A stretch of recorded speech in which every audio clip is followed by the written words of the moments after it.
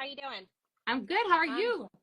Good, hanging in there. It's a little I cold. know. I was just sharing, like, we wanted to talk about this webinar coming up with ASAT, but we need to share what ASAT is to our community. So share what ASAT is exactly.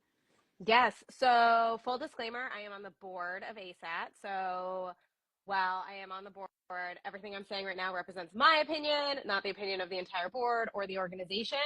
But I'm so excited that you are giving us a little bit of airtime to talk about all these things. Of course. ASAT stands for Association for Science and Autism Treatment.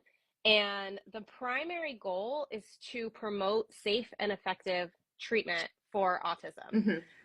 And so the executive director, David, I feel like he nails the reason for existing so well. Is that, let's say you're diagnosed with cancer, you get an oncologist, and the oncologist creates a treatment plan for you. And there's, we know that there's a lot of different ways to treat cancer, right? Mm-hmm. And so they create a treatment plan and they say, you need this step and you need that step, and then you need this step. These are your unique needs, and here was a plan to address them. That doesn't happen with autism. And so oftentimes parents or pediatricians or providers, whoever you may be, you're sifting through, especially if you're a parent, you're sifting through, like, do I need this type of therapy? Do I need that type of therapy? Do I need this? And there's certain situations where, you might need, like, I've worked with kids, I think a very innocuous example, to not get into some of the more like high controversy topics, but a more innocuous example, I worked with a bunch of kids a long time ago, that had prism glasses. And so the whole idea is that there are some kids who struggle with depth perception, which then increases like fear responses, decreases language. And I would say out of the like 6 kids I had that had these prism glasses, they were super effective and helpful at like decreasing some of those autism symptoms for one. Because he genuinely struggled with depth perception, which made it hard for him to initiate things. It made him struggle in his environment. And so it decreased his ability to process his environment, and giving him glasses helped him. And so ASAT is a place where you can learn more about treatments like that, and learn why somebody might select it, what the science is behind it, and why someone might not. And the information is really cool. It's broken down based on who you are and what type of provider you are. So there's a lot of great options and information on there that is just amazing. And I think that's important for our communities to know, right? It's like you said, like, once you get a diagnosis, especially parents, it's like, where do I go? Like, what is evidence-based? Like, what are effective treatments, especially online with all these, like, oh, do this and do this. It's like, you want to make sure that you're providing treatment that has like evidence-based, it's backed up by research. So where do you go to get that? It's like, oh, well, check out ASAT. Yeah. It's like they have all these important people that are part of the board. They have all these research, and their focus is on autism treatment, which is, important to know. And they're in Jersey, right? So they're based out of New Jersey, although there is an international presence, and we have people who, it's a largely volunteer-based organization. There's one part-time employee. The rest is all volunteer based on the board, externships, things like that. And there is an international presence. So we've had externs from different countries who help assist with translating materials, so that, if you are primarily a Spanish speaker, or I guess I can't think of other examples of like exact Arabic languages. Arabic, I believe, is on there. Yeah. There's been materials that are translated to assist with dissemination across the world. Nice. Yeah, Let me show people the website, because I pulled it up so you guys can actually see it yourself, especially know where to go. So if you go to the homepage on ASAT, like, they have this section for parents and educators, right? It's like, well, what is autism, specific treatments, lifespan resources, right? Especially as they age out of school and adolescence and all that stuff, for teachers, universities, medical professionals. Like, here are some more resources for you guys. And then, like you said too, it's like, get involved, like volunteering. They have those programs, externships, like you mentioned. And also too, what you guys are getting into is these webinars, right? Yes. So my job on the board, which, when I was an extern first at ASAT, and I felt very strongly about CEU content, and that a lot of what ASAT provides would translate really well to providing more training for BCBAs and BCABAs, and other people within the field as well. And so I was an extern, I started that. And so now here we are, now I'm on the board as a CEU coordinator. And so we are having an event next Thursday. with Mary Jane Weiss, who is, I mean, she's amazing. She's great. I feel like I think she's amazing. She's so awesome. But more importantly than my opinion of her, she has done a ton of research, published a lot of articles, published a lot of seminal theory on multidisciplinary collaboration, on compassionate care, on ethical compassionate care. And she it's just like it's like an opportunity to hear from an expert on the things she's an expert in.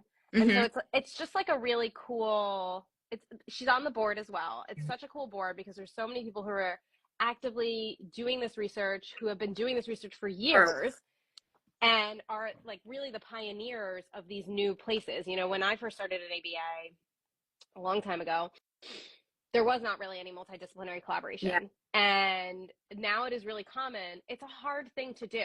It's really hard to do it well. I get it all the time. People are like, how can I collaborate with so-and-so? Like, especially like, you guys have to understand, like, we are a part of a multidisciplinary team. A lot of our learners have other providers, and we have to work together effectively to individualize treatment for that specific learner.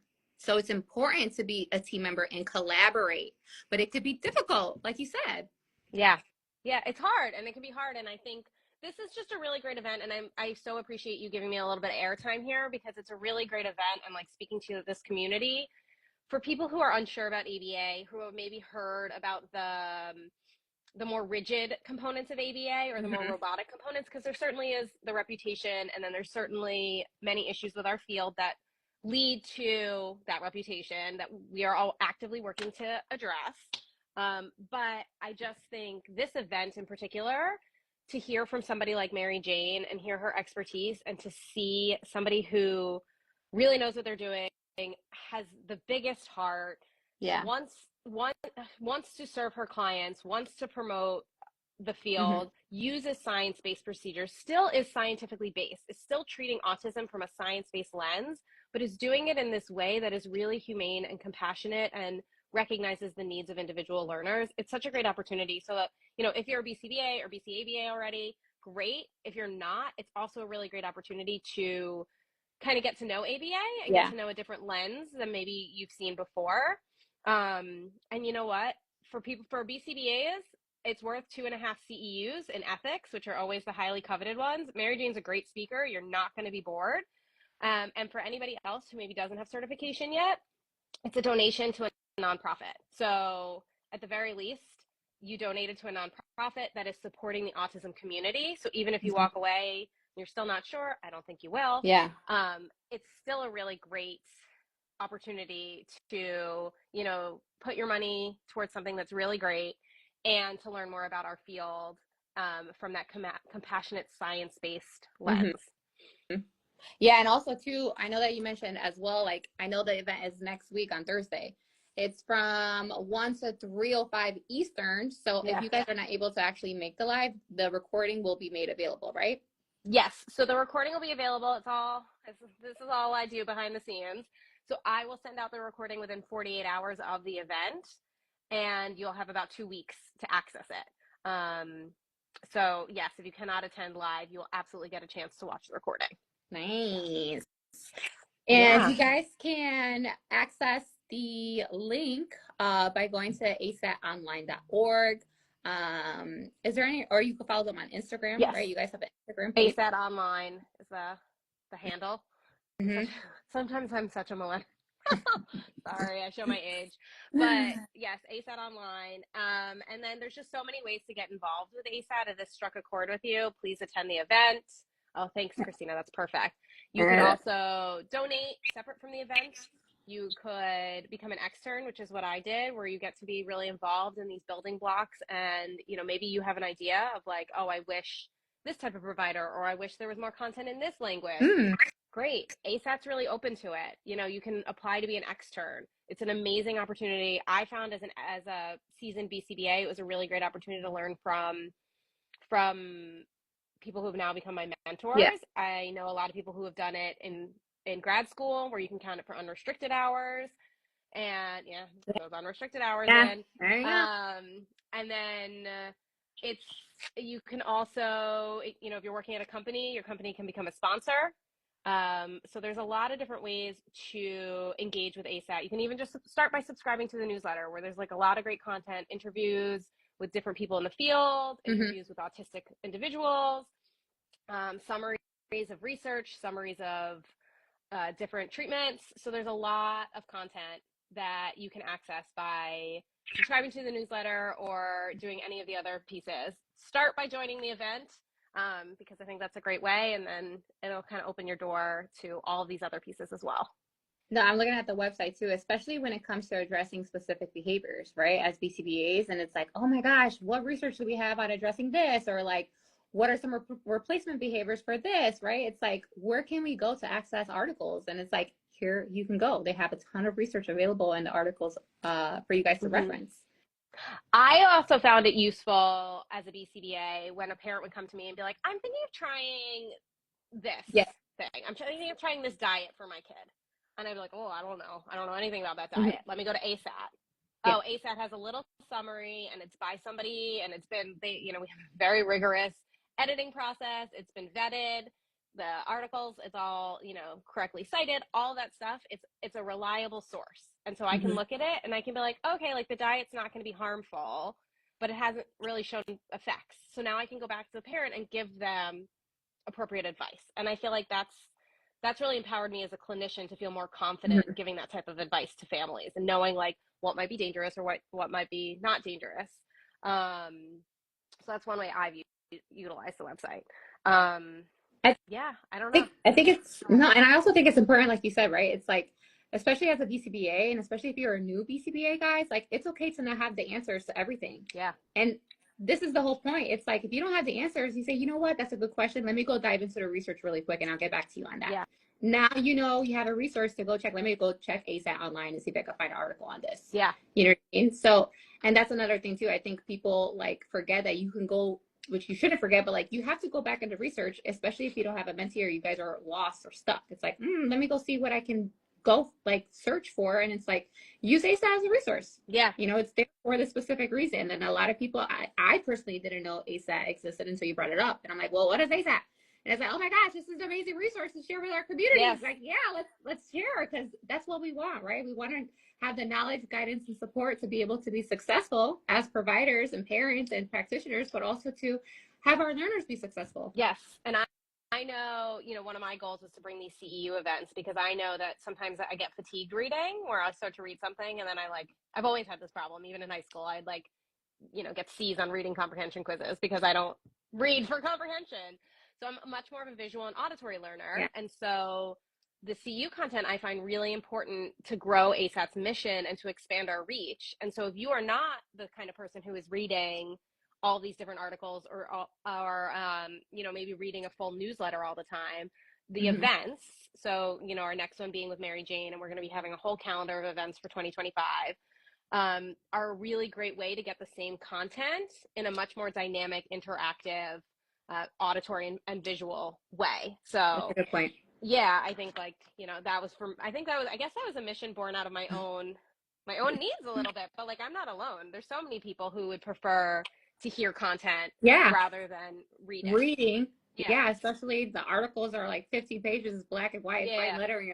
I read the same sentence 3 times already. And at least ASAT has a lot of treatment summaries, so they're not these 15-page black and white, they don't go on and on. So it's also a great place for a summary, like the Cliff Notes version. But it's still, you get a whole newsletter that could be, you might love that kind of content. You might be on the train loving that, or you might be somebody who wants to come to our CEU events.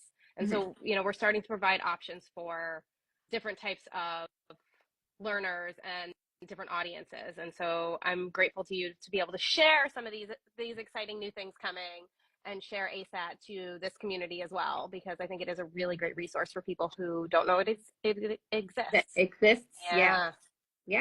Like I said, I didn't know. And there's a lot of organizations and resources out there, but like I said, it's like, where do we go? Where do we search? Because if you search like autism research, I'm pretty sure ASAT is not going to be the first one that pops up. So it's like having a clear website, SD, like, okay, let me go here So if you guys are watching this for the replay, just save this and know like this is a website and page that you guys can go ahead and follow to go get support and resources, and also direct parents and multidisciplinary team members that you're working with to be able to access resources here as well, right? Yes.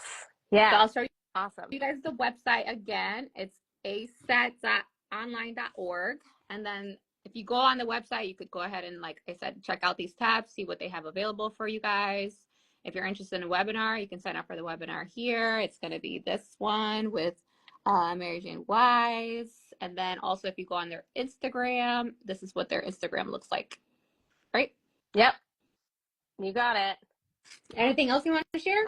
No, I think that's it. I'm really grateful to be able to talk a little bit about something I'm super passionate about and an organization I'm really passionate about.